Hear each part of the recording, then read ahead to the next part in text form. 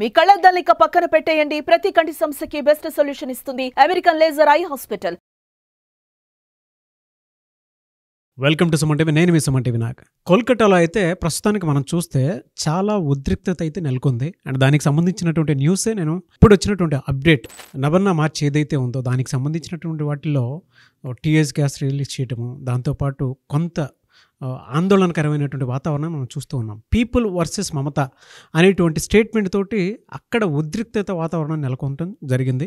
దీనికి సంబంధించినటువంటి వాటిల్లో అసలు ఇది మార్చి ఎందుకు చేస్తున్నారు, ఏంటి, ఏ విధంగా ఉండే అవకాశం ఉంటుంది అనేది ఈరోజు మనతో పాటు హైకోర్టు అడ్వకేట్ రవీంద్రనాథ్ గారు ఉన్నారు. అది వారి మాటలో తెలుసుకుందాం.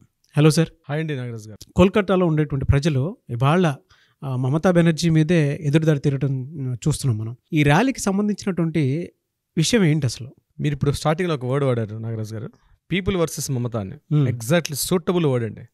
పీపుల్ వర్సెస్ మమత అన్నది ఈరోజు నడుస్తుంది అక్కడ వెస్ట్ బెంగాల్లో. ముఖ్యంగా ఈరోజు కలకత్తాలో ఆల్రెడీ స్టార్ట్ అయిందండి, నబనా ర్యాలీ స్టార్ట్ అయింది. చాలా ఉద్రిక్తంగా ఉంది, చాలా ఉద్రిక్తంగా ఉంది. కొన్ని వేల మంది ప్రొటెస్ట్ చేస్తూ నబనా హౌస్ వైపు వెళ్తున్నారు.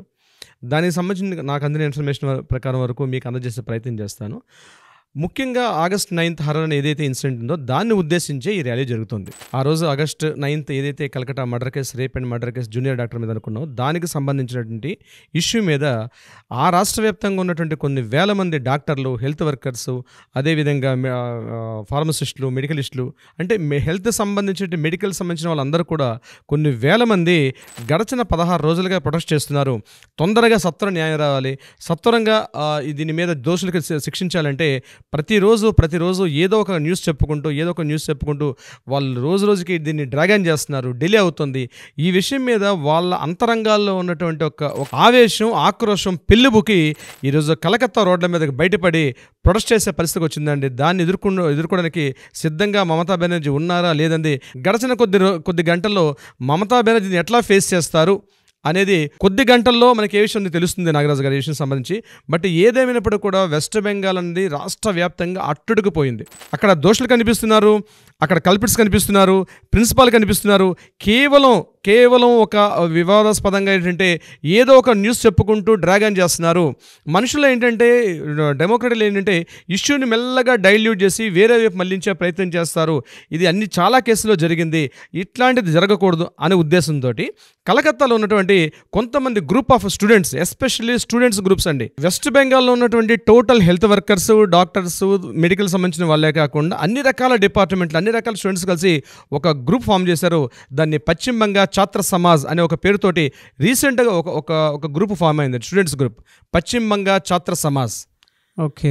ఈ గ్రూప్ వాళ్ళు ఏం చేశారంటే కలకత్తా నబన్నా హౌస్ అంటున్నారు. నబన్నా హౌస్ అంటే వెస్ట్ బెంగాల్ యొక్క సెక్రటేరియట్. అక్కడ మమతా బెనర్జీ యొక్క మెయిన్ క్యాంప్ ఆఫీస్ ఉంటుంది, సెక్రటేరియట్ ఉంటాయి, మంత్రివర్గం యొక్క ఆఫీసులు ఉంటాయి. టోటల్ ఇవన్నీ కూడా ఒకే ప్లేస్లో ఉంటాయి.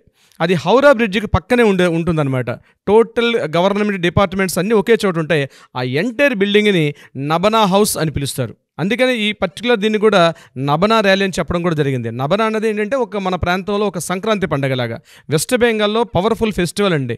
నబనా ఫెస్టివల్ని ఎవ్రీ ఇయర్ చేస్తారు, ముఖ్యంగా జూలై టు అక్టోబర్లో. అంటే మనకి ఉదాహరణ ఇక్కడ బోనాలు అని జరిగేటట్టుగా, బోనాలు అనే వర్డ్ ఎలా ఉంటుందో సేమ్ వెస్ట్ బెంగాల్లో నబనా అనేది ఒక చాలా ట్రెడిషనల్, కొన్ని వేల సంవత్సరాల నుంచి కూడా నడుస్తున్నట్టు ఒక ట్రెడిషనల్ ఉత్సవం. ముఖ్యంగా అదంతా మనం ఇంకోసారి వీడియోలో మాట్లాడదాం. సో ఈ నబనా ర్యాలీ అనేది మన పశ్చిమ బంగా ఛాత్ర సమాజ్ ఈ అసోసియేషన్ మొత్తం ఫామ్ అయ్యి ముఖ్యంగా వాళ్ళ మెయిన్ డిమాండ్స్ 3 డిమాండ్స్ చేస్తున్నారు నాగరాజు గారు. ఆ మెయిన్ 3 డిమాండ్స్ అంటే ఒకటి, ఫస్ట్ వన్, ఎవరైతే అభయ కేసులనో ఆమెకి సత్వరంగా న్యాయం జరగాలి. This is the first one. ఆమెకు జరిగిన అన్యాయం ఎక్కడ జరగకూడదు, ఆమెకు సత్వరంగా న్యాయం జరగాలి. This is their first demand. Second one is ఎవరైతే కల్ప్రిట్ ఉన్నాడో కల్ప్రిట్కి ఇమ్మీడియట్గా శిక్షించాలి. డిలే జరుగుతుంది, ఇలా డిలే జరగడంలో చాలా సాక్ష్యాలన్నీ కూడా రూపుమాపే అవకాశం ఉంది కాబట్టి ఇమ్మీడియట్గా కల్ప్రిట్కి శిక్షించాలి. This is their second demand. Third one is Mamata Banerjee రాజీనామా చేయాలి. మెయిన్ డిమాండ్స్ 3 డిమాండ్స్. మమతా బెనర్జీ రాజీనామా చేయాలి. ఎందుకంటే ఈవిడ కూడా వైద్య ఆరోగ్య శాఖ మంత్రిగా ఉంది. ఆవిడ పవర్లో ఉంటే ఎంతటికైనా తెగిస్తుంది, అనేక సాక్ష్యాలను కూడా రూపమవుతుంది. ఎందుకంటే పవర్లో తీస్తేనే ఈ సాక్ష్యం బయటకు వస్తుంది. ఆవిడ పవర్లో ఉన్నంతకాలం టీంకి ఎటువంటి న్యాయం జరిగే అవకాశం లేదు, అలాగే కల్ప్రిట్కి శిక్షించే అవకాశం జరగదు.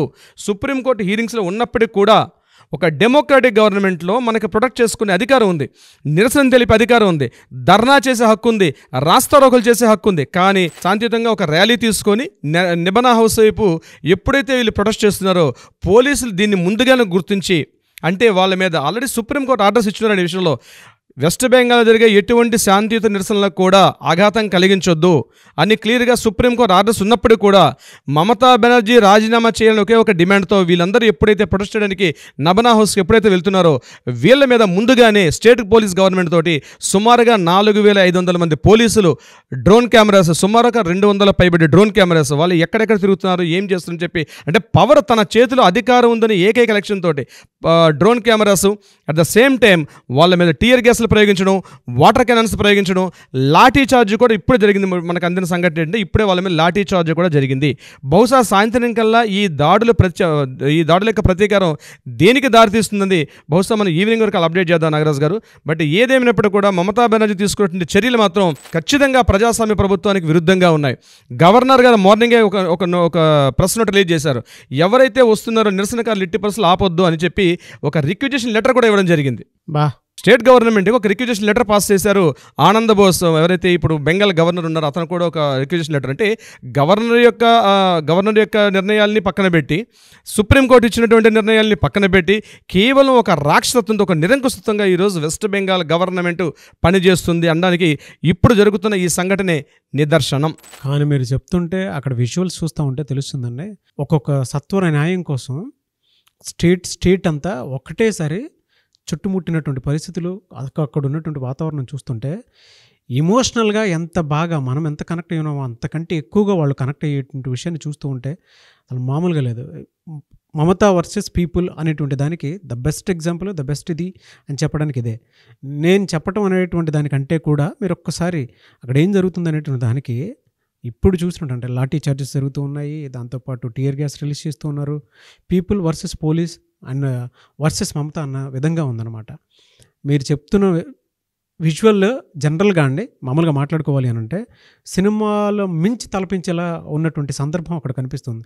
అంటే ఎంతమంది త్వరితగతిన జస్టిస్ కోరుకుంటున్నారో, ఎంతమంది ఎవరైతే కల్ప్రిట్ ఉన్నాడో వాడికి శిక్ష పడాలి అని కోరుకుంటున్నారని చెప్పడానికి ఇది మాత్రం దేశవ్యాప్తంగా పెద్ద ఉదాహరణ. ఇది అంటే మమతా బెనర్జీ ప్రభుత్వం ఈరోజు అష్టదిగ్బంధనం చేశారండి. చూడండి, పదవీ కాంక్ష మనుషుల్లో ఎంత ఉంటుందండి, బహుశా దీనికి మంచి నిదర్శనం ఉండదు. ఎందుకంటే ఈరోజు మార్నింగ్ మోడీ ఆఫీస్ నుంచి సెంట్రల్ గవర్నమెంట్ మోడీ ఆఫీస్ నుంచి కూడా వైద్య ఆరోగ్య శాఖ వాళ్ళు కూడా ఒక లెటర్ ఇచ్చారు. మమతా బెనర్జీ 4 days బ్యాక్ ఒక లెటర్ రాశారు.